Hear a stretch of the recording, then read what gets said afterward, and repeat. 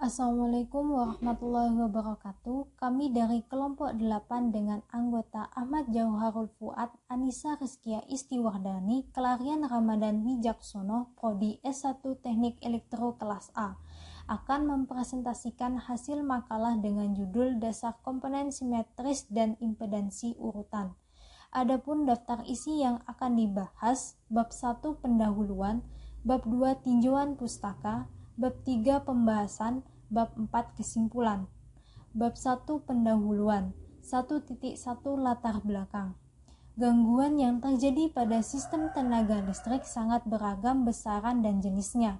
Gangguan dalam sistem tenaga listrik adalah keadaan tidak normal di mana keadaan ini dapat mengakibatkan terganggunya komunitas pelayanan tenaga listrik.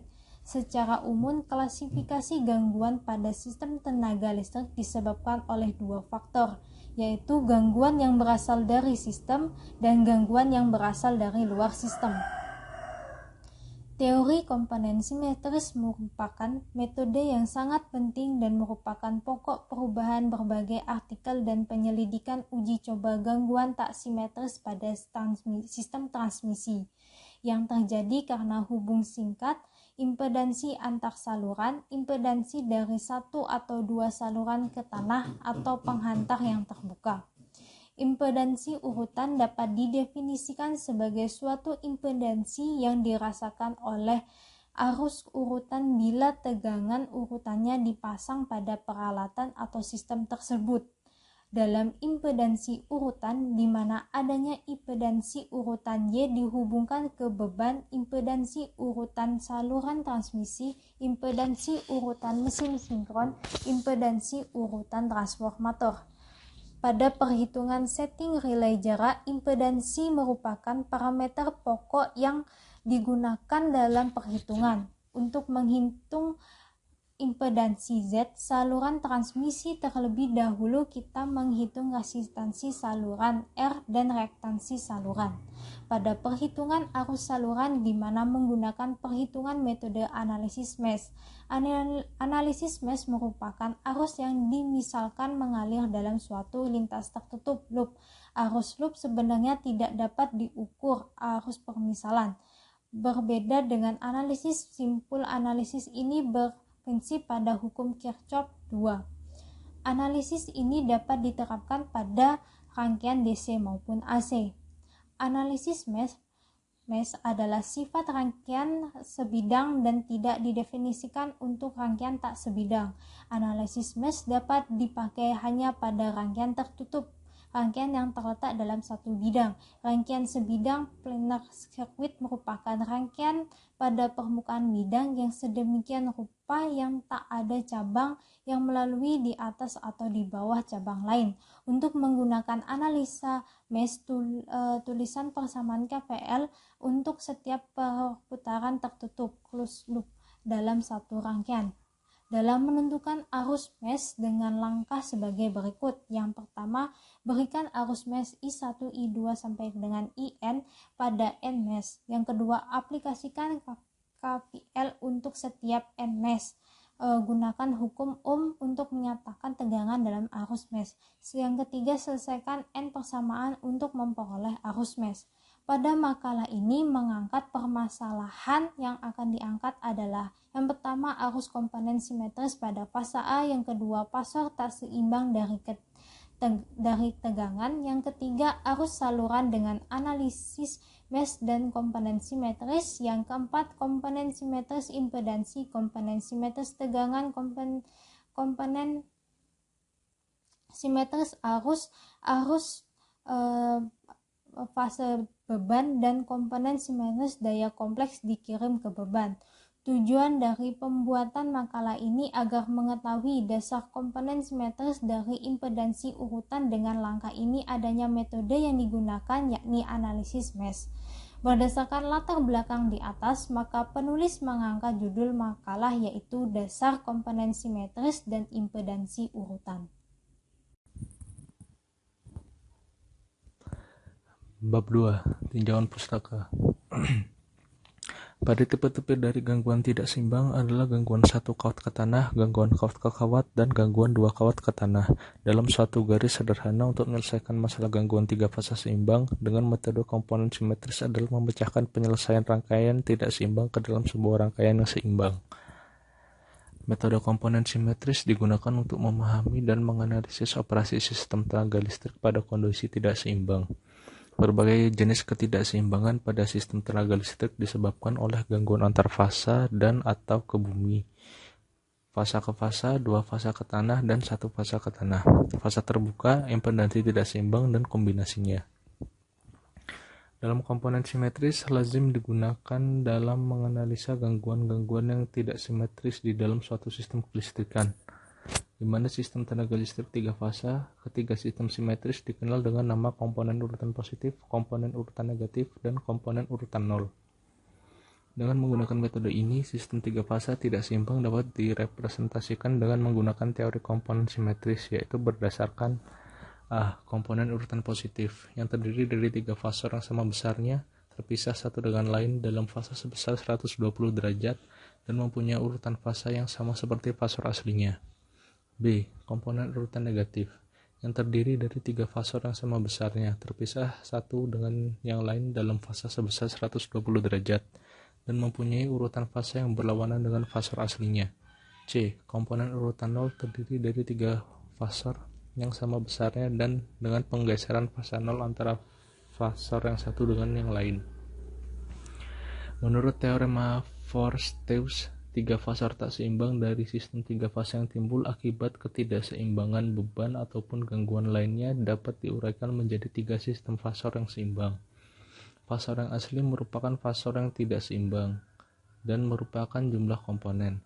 Fasor asli dinyatakan dalam suku-suku komponen sebagai berikut, di mana A sama dengan 1 sudut 120 derajat dalam sistem tiga fasa, jumlah arus saluran sama dengan arus residu IR dalam jalur kembali lewat netral, sehingga ditemukan rumus berikut. Jika tidak ada jalur kembali yang melalui netral sistem tiga fasa, IR adalah 0, dan arus saluran tidak mengandung komponen urutan 0. Dalam impedansi urutan, di mana adanya impedansi urutan Y dihubungkan ke beban, impedansi urutan saluran transmisi, impedansi urutan mesin sinkron, impedansi urutan transformator. Pada perhitungan setting relay jarak, impedansi merupakan parameter pokok yang digunakan dalam perhitungan. Untuk menghitung impedansi saluran transmisi, terlebih dahulu kita menghitung resistansi saluran dan reaktansi saluran. Impedansi urutan Y dihubungkan ke beban, di mana beban tiga fasa seimbang dengan elemen sendiri dan bersama seperti diperlihatkan pada gambar. Netral beban ditanahkan melalui sebuah impedansi Y. Kita ada gambarnya, gambar 2, beban seimbang terhubung Y. Impedansi urutan saluran transmisi dalam menurunkan parameter saluran, efek tanah, dan konduktor pelindung diabaikan. Arus urutan 0 dalam fasa mengalir melalui konduktor A, B, C, dan kembali melalui netral yang ditanahkan. Untuk mendapatkan impedansi urutan 0, Z0 pada panjang saluran transmisi tiga fasa dalam bentuk konfigurasi yang sederhana dengan jarak antar konduktor sama sebagaimana diperlihatkan pada gambar 2.3. Konduktor fasa satu fasa membawa arus urutan 0 dengan alur kembali melalui pentanahan netral. Permukaan tanah adalah pendekatan suatu lokasi konduktor pada jarak rata-rata dN yang sama dari setiap ketiga fasanya. Karena konduktor N membawa arus kembali dalam arah yang terbalik, didapatkan rumus berikut.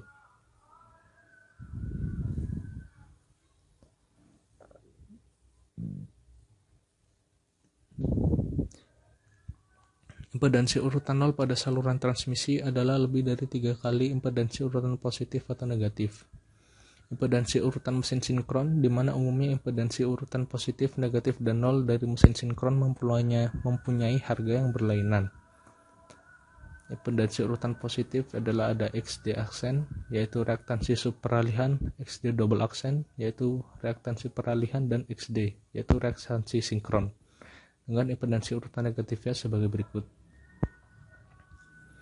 Pada mesin sinkron dengan rotor bulat, reaktansi sub peralihan sama dengan reaktansi urutan negatif.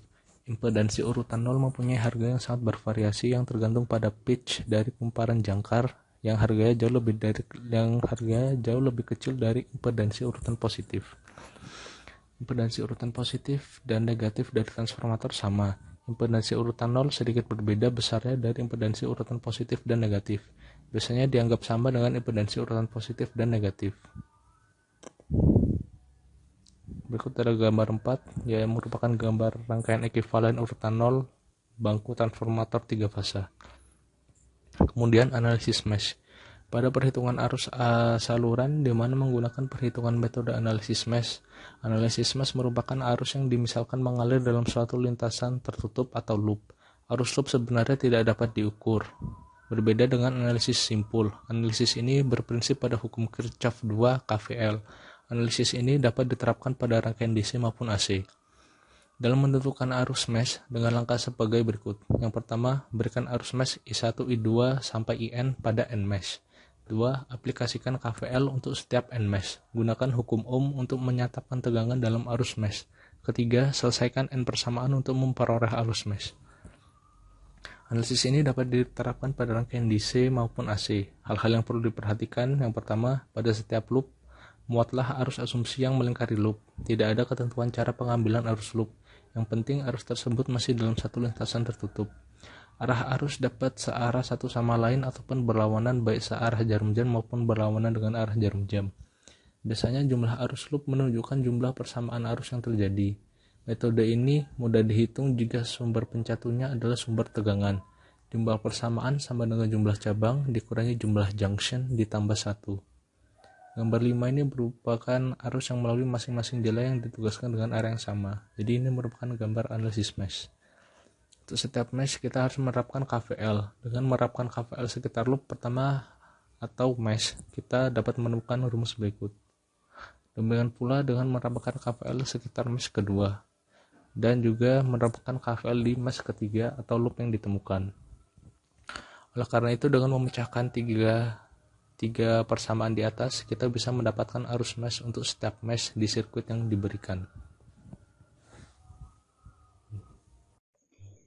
Selanjutnya, bab 3 atau pembahasan. Nah, dari makalah ini kita mempelajari 4 buah codingan. Nah, yang codingan pertama itu, dengan menggunakan komponen simetris, kita diharapkan dapat mencari nilai I0, I1, sama I2 dari data yang diketahui, yakni IA, IB, sama IC. Nah, ini permasalahan atau soalnya. Kemudian ini flowchartnya. Nah, kemudian ini output dari codingan. Nah, yang kita analisis ini yakni dengan mencoba dengan menggunakan perhitungan manual. Apakah hasil dari perhitungan manual ini sama dengan perhitungan pada codingan? Nah, yang diketahui kan IA, IB, sama IC, di mana IA sama dengan 1,6 sudut 25 derajat, kemudian IB 1 sudut 180 derajat, dan IC 0,9 sudut 132 derajat. Nah, yang dicari itu IA0, IA1, sama IA2. Nah, yang pertama itu kita rubah dulu IA, IB, IC-nya ke bentuk kompleks atau bentuk rektangular. Nah, rumus yang digunakan yakni I0, I1, I2 sama dengan sepertiga. Ini metrik A, kemudian metrik IA, IB, IC. Nah, sebenarnya itu rumusnya itu I0 itu sama dengan sepertiga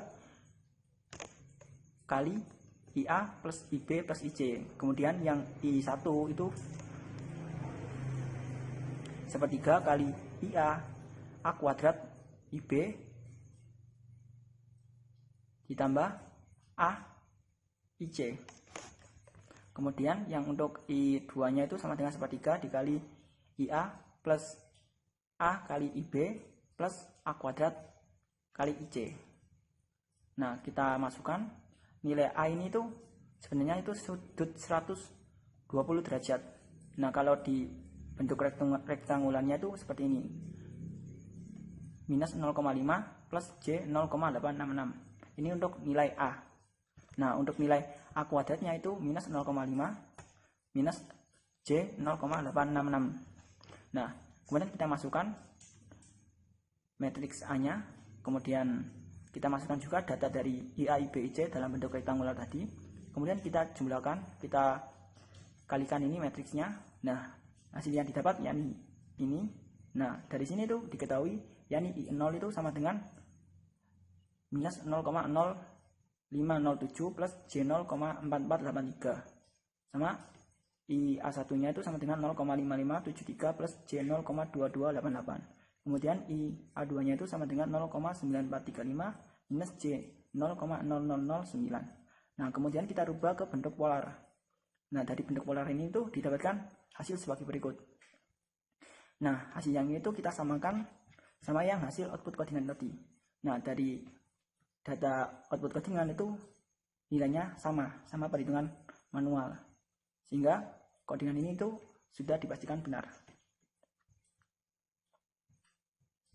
Kemudian yang coding selanjutnya itu menggunakan komponen simetris untuk merubah set tegangan 3 fasa tak seimbang, yakni V0, V1, V2 menjadi VA, VB sama VC. Nah, ini untuk permasalahan atau soalnya. Kemudian ini flowchartnya. Kemudian ini output dari codingan. Kemudian kita menggunakan perhitungan manual juga. Nah, data yang diketahui yakni VA0 atau sama dengan 0,6 sudut 90 derajat, kemudian VA1 sama dengan 1 sudut 90 derajat, kemudian VA2 sama dengan 0,8 sudut minus 30 derajat. Nah, yang dicari itu VA, VB sama VC. Nah, pada yang pertama itu sama, ini hampir sama-sama codingan yang sebelumnya, analisis yang sebelumnya. Cuma ini dari yang 012 dirubah ke ABC, sedangkan yang sebelumnya itu ABC dirubah ke 012. Nah, yang pertama itu sama juga langkahnya, kita rubah ke bentuk bilangan kompleks. Kemudian ini untuk rumusnya yang berbeda. Yang tadi kan menggunakan sepertiga. Nah, ini tuh langsung VABC sama dengan matriks A dikali VA0, VA1 sama VA2. Nah, untuk penilaiannya itu sama. Kemudian kita masukkan, kita substitusi. Kemudian kita hitung ini. Hasilnya itu seperti ini. Nah, VA sama dengan 1,5588 plus J 0,7. Kemudian VB itu 0 plus J 0,4. Kemudian VC itu minus 1,5588 plus J 0,7. Nah, kita rubah ke bentuk polar juga seperti yang tadi. Nah, dari hasil yang didapat itu yakni 1,709 sudut 24,182 derajat PU. Kemudian VB sama dengan 0,4 sudut 89,998 derajat PU. Kemudian VC sama dengan 1,709 sudut 155,817 derajat PU. Nah, kita bandingkan dengan hasil codingan. Nah, hasil yang didapat itu sama, sehingga kita dapat memverifikasi kebenaran dari codingan tersebut. Kemudian coding yang ketiga ini, dengan ini sebenarnya itu kayak semacam membandingkan perhitungan menggunakan analisis mesh sama dengan komponen simetris. Apakah hasil yang didapat itu sama atau enggak? Nah, untuk soalnya itu seperti ini. Kemudian ini flowchartnya, flowchart dari codingan. Nah, kemudian ini tuh output dari codingan. Nah, dari output codingan ini tuh hasil dari perhitungan analisa mesh sama perhitungan komponen simetris itu sama juga nilainya. Cuma ini agak mungkin berbeda ketelitian ya. Yang IB sama, nah ini IB dengan analisa mesh itu yang didapatkan hasil 12,5, sedangkan IB pada komponen simetris itu didapatkan 12,499. Nah, ini hampir sama, cuma selisih 0,001, nggak terlalu besar. Nah, terus kita menggunakan perhitungan manual. Nah, yang diketahui yakni VA sama dengan 100 volt. Nah, kita rubah ke VL-nya. Dengan ketahui VA ini kita dapat mencari VL di mana VL sama dengan akar 3 kali VA. Akar 3 kali 100 volt sama dengan 173,205 volt. Kemudian diketahui impedasi ZS sama dengan J12 ohm sama Zm J4 ohm. Nah, yang dicari itu IABC dengan mesh sama IABC dengan komponen simetris. Nah, ini sama juga sebenarnya sama codingan yang sebelumnya, cuma yang ini tuh ditambah dengan analisa mesh. Yang pertama itu kita menggunakan dengan mesh juga. Nah, dengan menggunakan aplikasi hukum tegangan Kirchhoff itu kita mendapatkan dua persamaan mesh yang tidak saling bergantungan, yakni sebagai berikut. Kemudian juga dari hukum Kirchhoff di mana arus yang masuk sama dengan arus yang keluar, sehingga IA plus IB plus IC sama dengan 0. Nah, kemudian persamaan di atas dapat ditulis dalam bentuk matriks sebagai berikut. Nah, kemudian kita masukkan nilai ZS sama ZM-nya sama nilai VL. Nah, ini VL-nya itu sama dengan sudutnya itu pi per 6 sama pi minus pi per 2. Nah, kita masukkan Nah, dari data ini, dari matrik ini tuh, ini kan matrik Z-mesh. Terus kemudian yang ini tuh matrik IAIBC, sama yang ini tuh V-mesh. Kita pindah sisikan untuk mengetahui IAIBC. Nah, Z-mesh ini kan dari sisi kiri dirubah ke sisi kanan, sehingga nah yang asalnya itu ini kan matrik Z-mesh menjadi inverse Z-mesh kali V-mesh. Nah, kita masukkan inverse Z-mesh ini sama dengan seperti ini, kemudian V-mesh. Nah, kita hitung, nah didapatkan matriks IAIBC. Nah, dari matriks IAIBC ini, IAIBC didapatkan hasil sebagai berikut. IA sama dengan min J12,5, IB sama dengan min 10,8253 plus J6,25, dan IC 10,8253 plus J6,25. Terus kemudian selanjutnya itu kita rubah ke bentuk polar. Nah, dari bentuk polar ini tuh didapatkan hasil 12,5 sudut minus 90 derajat ampere. Kemudian IB itu 12,5 sudut 150 derajat ampere, dan IC 12,5 sudut 30 derajat ampere. Nah, ini tuh kita bandingkan dengan hasil codingan tadi yang V-mesh. Nah, ini hasilnya itu sama, sehingga yang pada V-mesh ini bisa dibuktikan secara dengan menggunakan perhitungan manual. Kemudian yang selanjutnya itu dengan komponen simetris. Nah, ini hampir sama ya, sama yang codingan pertama sama kedua. Nah, ini tuh V012 sama dengan, ini rumusnya V012 sama dengan Z012 kali I012, dimana V012 ini sama dengan tegangan 0, tegangan 1, tegangan 2. Nah, yang diketahui tadi kan VA nya ini 0, VA sama dengan 0, sehingga matriks V012 ini sama dengan 0, 100, 0. Kemudian untuk yang impedansinya atau Z012 nya itu kita menggunakan persamaan inverse matriks A kali matriks YABC kali matriks A. Nah, kemudian kita substitusikan. Nah, untuk inverse matriks A itu sama dengan sepertiga kali ini. Kemudian matriks ZABC itu ini. Kemudian untuk matriks A nya itu seperti ini, yang sama yang seperti yang tadi. Nah, kita kalikan, hasilnya seperti ini. Nah, kemudian dari matriks ini tuh kita substitusikan nilai ZS sama ZM. Nah, setelah kita substitusikan, kita hitung lagi, hasilnya seperti ini. Sehingga diketahui dua buah matrik V012 sama Z012, sehingga dapat kita cari nilai I012 nya. Nah, kita masukkan tadi yang rumusnya V012 sama dengan Z012 I012. Karena Z012 nya ini pindah ruas, maka Z012 menjadi inverse Z012. Nah, hasilnya seperti ini. Kita masukkan, kemudian kita kalikan, sehingga didapatkan I012 sama dengan 0 min J12,5 sama 0. Nah, kemudian dari data I012 ini kita cari data arus IAIBIC, karena kan yang dicari tadi kan IAIBIC bukan I012. Nah, untuk rumusnya sendiri itu IAIBIC sama dengan A I0 I1 A dikali matriks I012.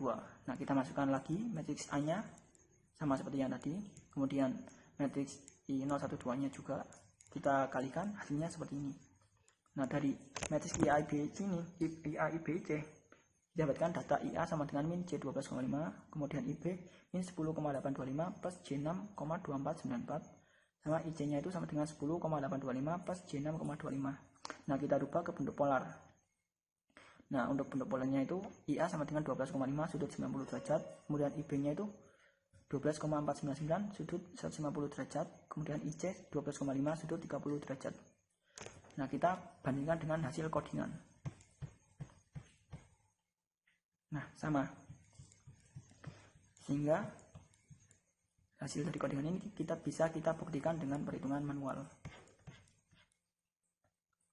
Selanjutnya itu codingan yang keempat atau codingan terakhir pada makalah ini. Nah, permasalahannya itu ini mencari banyak ya, dari mulai komponen simetris dari impedansi urutan beban.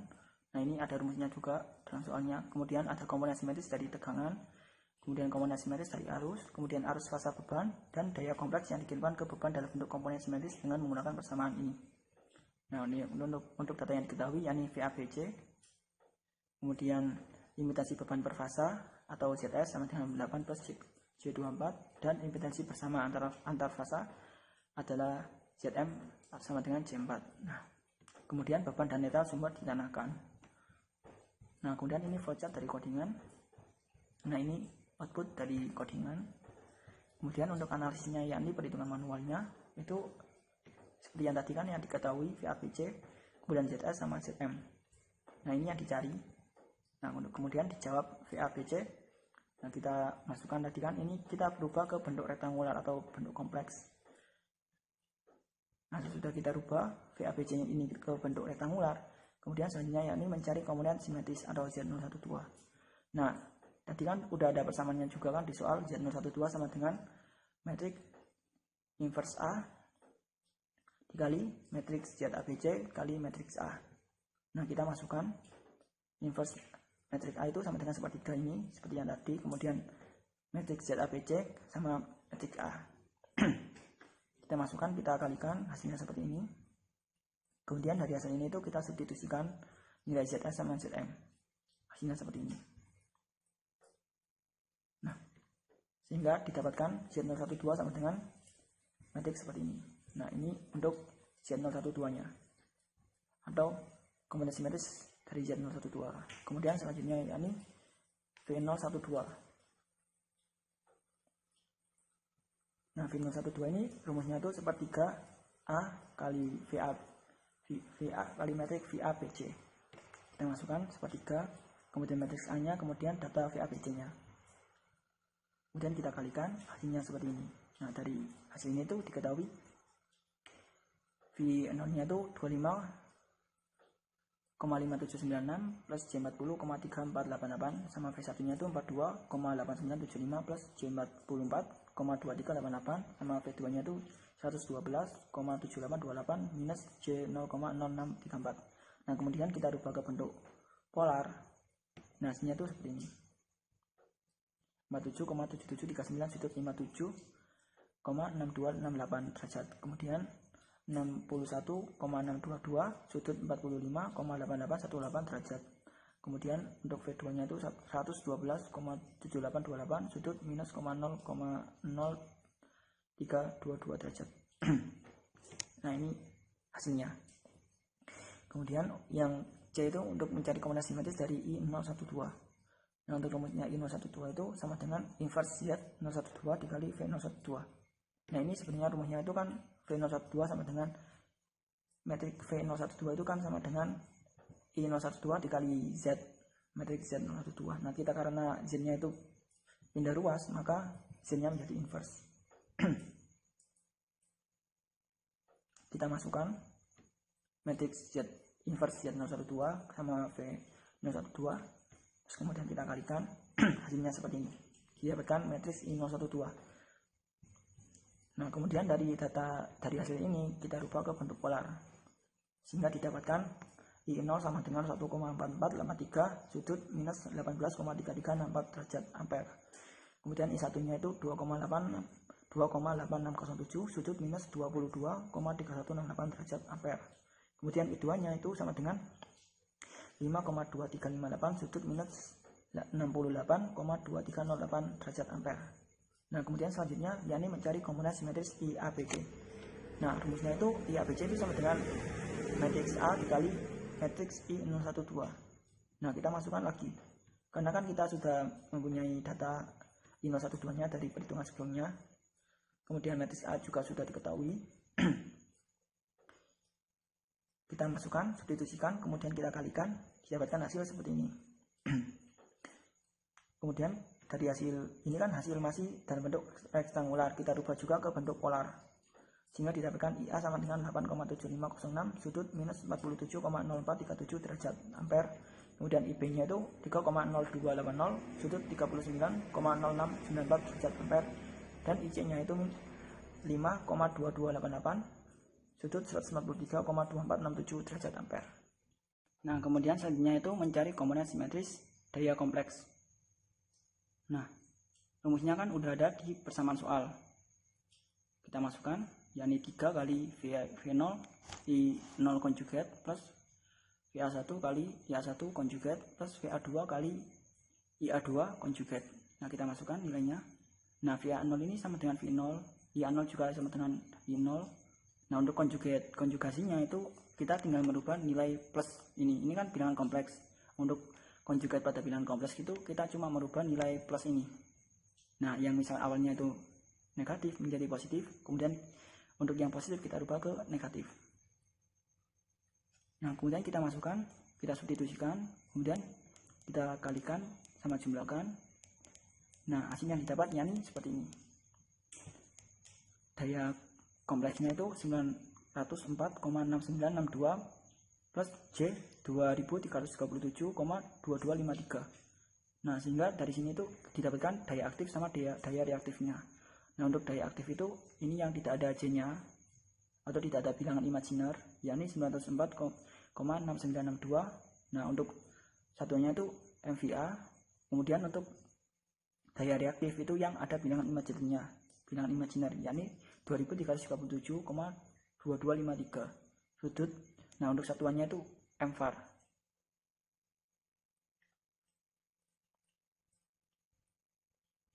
Nah, kita bandingkan sama yang codingan untuk semuanya ini. Nah, dari mulai yang impedansi Z012, kemudian komponen simetris tegangan, komponen simetris arus, sama arus fasa beban, kemudian komponen simetris daya kompleks. Nah, ini sama semua ya, kecuali yang komponen simetris pada daya kompleks. Nah, ini perbedaannya itu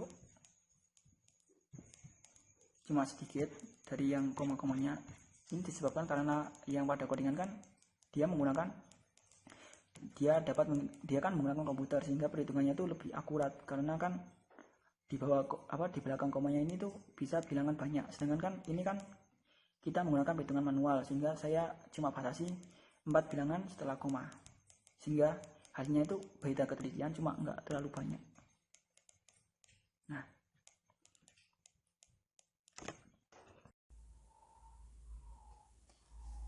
Bab 4 kesimpulan. Bab 4.1 Kesimpulan. Berdasarkan hasil dan analisa dari percobaan MATLAB yang dilakukan, maka dapat disimpulkan bahwa A. Metode komponen simetrik digunakan untuk memahami dan menganalisis operasi sistem tenaga listrik pada kondisi tidak seimbang. Berbagai jenis ketidakseimbangan pada sistem tenaga listrik disebabkan oleh gangguan antara fasa atau ke bumi, fasa ke fasa, dua fasa ke tanah, dan satu fasa ke tanah, fasa terbuka, impedansi tidak seimbang, dan kombinasinya. Yang B. Impedansi aliran arus urutan positif dikenal sebagai impedansi urutan positif yang diperlihatkan oleh Z1. Impedansi sebagai aliran arus urutan negatif sebagai impedansi urutan negatif yang diperhatikan oleh Z2. Impedansi aliran arus urutan 0 dikenal impedansi urutan 0, diperlihatkan oleh Z0. Impedansi urutan saluran transmisi, generator, dan transformator akan dibahas secara singkat. Yang C. Analisis mesh merupakan arus yang dihasilkan mengalir dalam suatu lintasan tertutup loop. Arus loop sebenarnya tidak dapat diukur arus permisalan. Berbeda dengan analisis simpul, analisis ini berprinsip pada hukum Kirchhoff 2. Analisis ini dapat diterapkan pada rangkaian DC maupun AC. Yang D. Daya kompleks atau lebih sering dikenal sebagai daya semu adalah penjumlahan secara faktor antara daya aktif dan daya reaktif, di mana dirumuskan S sama dengan P plus JQ.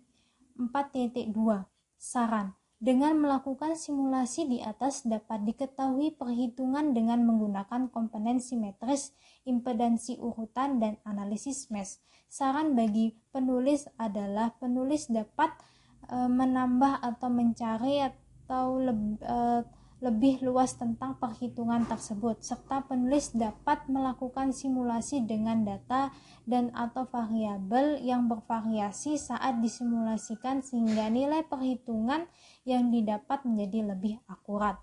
Demikian presentasi makalah kami. Wassalamualaikum warahmatullahi wabarakatuh.